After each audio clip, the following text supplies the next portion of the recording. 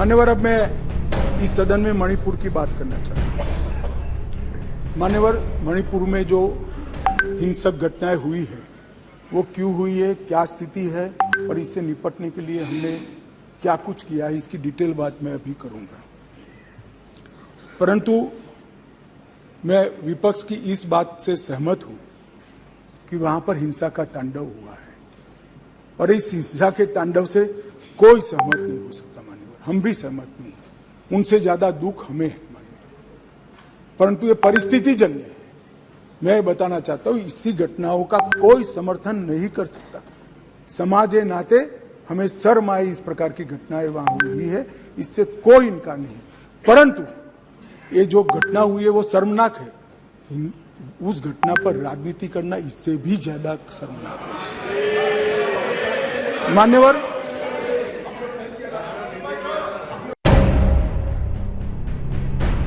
श्री राहुल गांधी जी यहां से वहां मुलाकात की, मैं बड़ा स्वागत करता हूं। संवेदना है, मणिपुर की चिंता है। गए एयरपोर्ट पर उतरे, उन्होंने कहा कि भाई हमें चूड़ाचांदपुर जाना है। ठीक है भाई, अगले दिन जाने वाले थे, पहले दिन कहा कोई बात नहीं, चाहिए आप जरूर जाना चाहिए। हमने कहा हेलीकॉप्टर से चले जाइए, कि नहीं मैं रोड से जाऊंगा।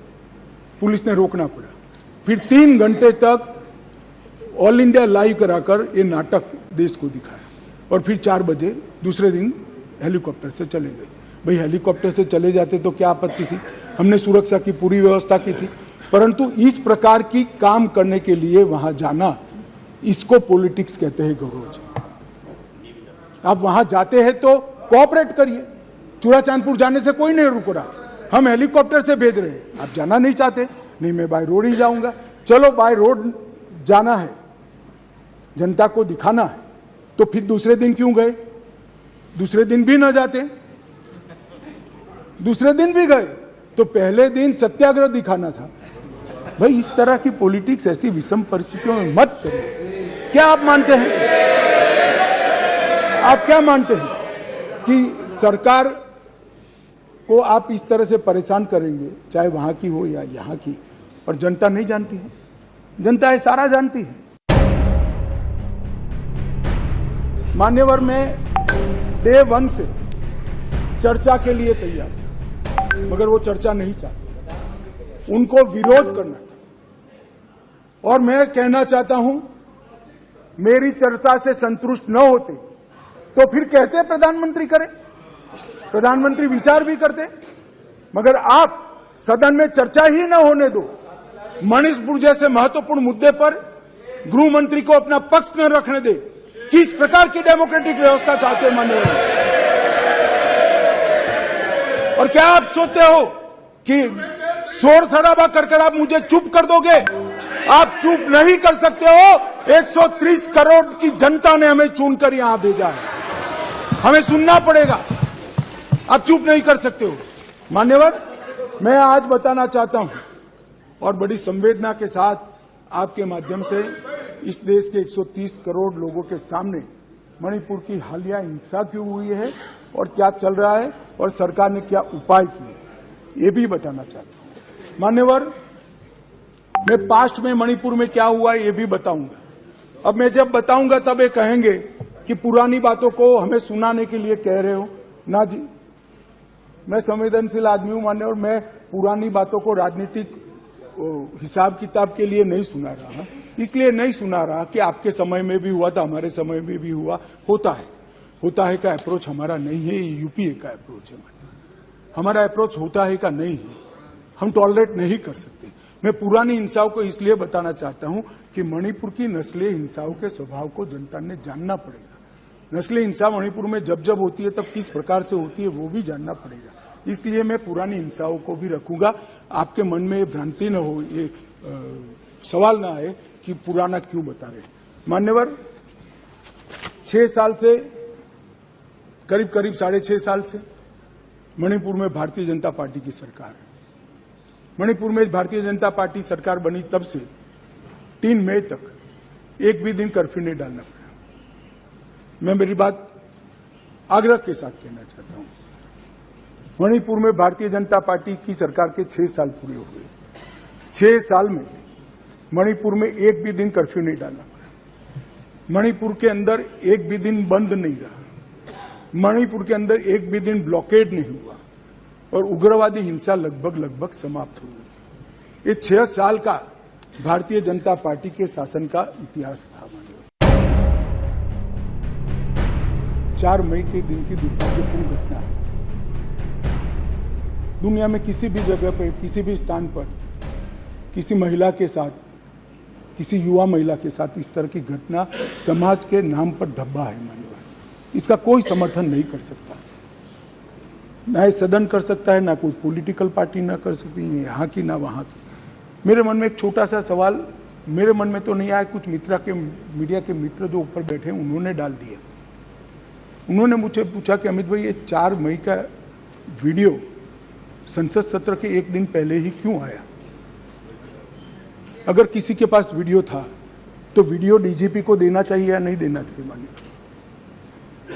किसी के पास वीडियो था तो पुलिस तंत्र को देना चाहिए या नहीं देना चाहिए?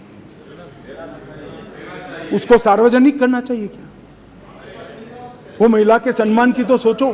वीडियो किसी के पास भी था, मैं इन पर आरोप नहीं कर रहा हूं, किसी के पास भी था, अगर उसने डीजीपी को दे दिया होता तो 5 तारीख को ही पकड़ गए होते, क्योंकि जिस दिन वीडियो दिया उसी दिन वीडियो की कॉपी पर से हमने फेस आइडेंटिफिकेशन सॉफ्टवेयर का उपयोग करते हुए सरकारों के डेटा के साथ मिलान करते हुए 9 के 9 लोगों को अरेस्ट कर दिया और वो आज ट्रायल फेस कर रहे हैं जेल में। षड्यंत्र वाले जो 6 केस रजिस्टर किए, 6 के 6 केस पहले सीबीआई को दे दिए गए थे। सुप्रीम कोर्ट ने और 11 केस सीबीआई को दिया है। इसके लिए भी एसआईटी आज गठित हो गई है। मान्यवर, पीड़ित और पुनर्वसन पैकेज दिया गया है। सभी मृत्यु वालों को 10 लाख रुपया चुकाने का काम समाप्त हो चुका है। लगभग 30,000 मैट्रिक टन चावल रातों रात पीयूष भाई ने यहाँ से वहाँ भेजा है, जो भी बांट रहे हैं। किसी भी क्षेत्र में मेडिकल सुविधाओं का अभाव न हो, इसलिए भारत सरकार की 8 टीमें अलग अलग एम्स से वहाँ कैंप के अंदर कर दी गई है। कोर्ट में मुकदमों में किसी की एक्स पार्टी सुनवाई न हो, इसलिए चारों प्रभावित जिलों के डिस्ट्रिक्ट कलेक्टर के वहाँ वीडियो कॉन्फ्रेंस की सुविधा कर दी है, तो हाईकोर्ट में जाना नहीं पड़ता है, सबकी सुनवाई वहीं से हो रही है। सीमा की सुरक्षा को सुनिश्चित करने के लिए बाड़ बनाने का काम शुरू हो चुका है। बाकी बाढ़ का सर्वे हमने और गति से चालू किया है। बायोमेट्रिक्स लेने की गति भी हमने बढ़ा दी है। और मैं इस सदन के माध्यम से मणिपुर के दोनों समुदायों से करबद्ध निवेदन करना चाहता हूँ, हिंसा किसी भी समस्या का समाधान नहीं है। वार्ता करिए। अभी हम मतई समुदाय के साथ भी वार्ता कर रहे हैं, मैं स्वयं कर रहा हूँ। कुकी समुदाय के साथ भी वार्ता कर रहे हैं, आज भी की थी, मैं स्वयं कर रहा हूँ। मेरा अनुरोध है कि साथ में बैठकर, भारत सरकार के साथ बैठकर इस समस्या का समाधान निकाल दीजिए। अफवाहों से ज़्यादा अविश्वास का वातावरण हुआ है। भारत सरकार की जरा भी मंशा नहीं है कि वहाँ की डेमोग्राफी को चेंज कर दिया जाए। घुसपैठ को भी हम रोकेंगे। हमने राजद्वारी तरीके से म्यांमार के साथ भी बात की है और हर प्रयास हम करना चाहते हैं जो हम कर पाते हैं। मान्यवर, मैं इतना ही कहना चाहता हूँ कि इस विषय पर राजनीति नहीं करनी चाहिए। ये विषय ऐसा है जिसमें किसी की जान गई है, किसी का सम्मान गया है, किसी के साथ दुर्व्यवहार हुआ है। वो व्यक्ति हमसे कितना भी दूर रहता हो, मगर भारत का है और इसके प्रति हम सब के मन में, पूरे सदन के मन में संवेदना होनी चाहिए। मैं वहाँ 3 दिन रहा, 3 रात रहा। मेरे साथी नित्यानंद जी 23 दिन तक लगातार वहाँ रहे। एमओएस होम मिनिस्टर पहली बार नहीं, कोई गया ही पहली बार, मैं ही गया हूँ। अब तक कोई नहीं गया है। इतने सारे दंगे मैंने जो बताए, नस्ली इंसान, कोई नहीं गया है। एमओएस 23 दिन रहा है, 3 दिन में रहा। मान्यवर, हमने इस सारी की जांच के लिए हाईकोर्ट के सेवानिवृत्त न्यायाधीश का एक कमीशन बना दिया है, जिसमें एक आईपीएस और आईएएस अफसर भी है। मान्यवर, अध्यक्ष राज्यपाल महोदय को अध्यक्ष बनाकर शांति समिति को हमने वहाँ पर प्रस्तापित किया है।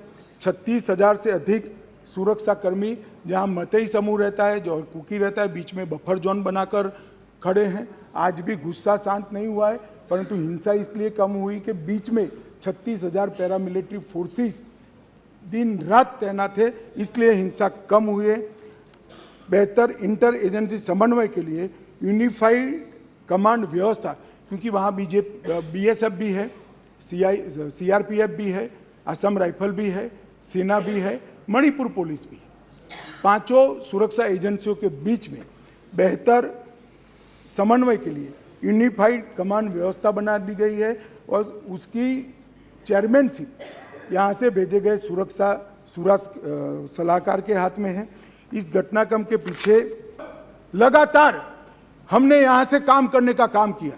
16 वीडियो कॉन्फ्रेंस करी, 36,000 लोग सिक्योरिटी फोर्सेस CAPF के वहां पहुंचाए, वायुसेना के विमानों का उपयोग किया, चीफ सेक्रेटरी बदल दिया गया, DGP बदल दिया गया, सुरक्षा एडवाइजर भेज दिया गया, चीफ सेक्रेटरी भारत सरकार ने भेजा, DGP भारत सरकार ने भेजा, सुरक्षा एडवाइजर भारत सरकार, ये सब 4 तारीख की शाम को समाप्त हो गया था।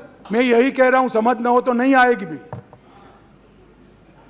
CM तब बदलना पड़ता है जब कोऑपरेट न करे। ये CM कोऑपरेट कर रहा है।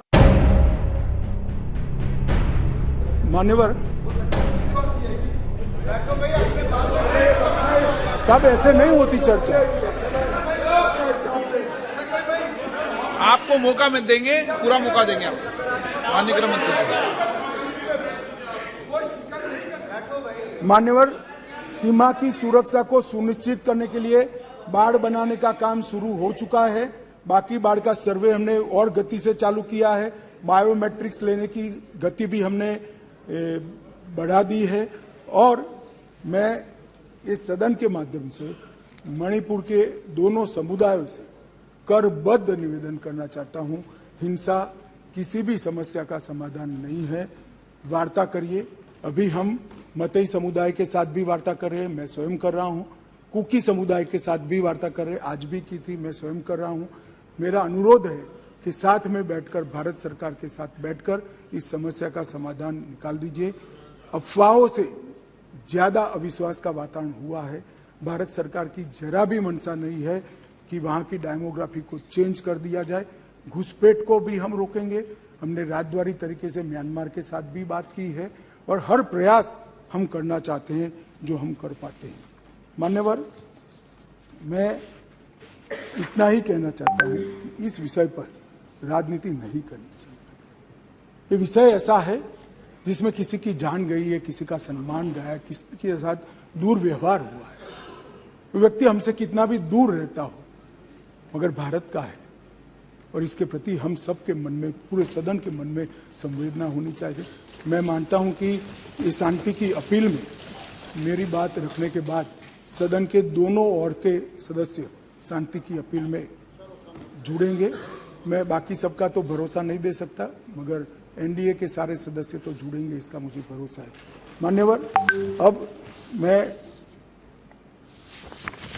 थोड़ा इन लोगों ने जो पॉलिटिकल बात करी है इसका भी जवाब देना चाहता हूं।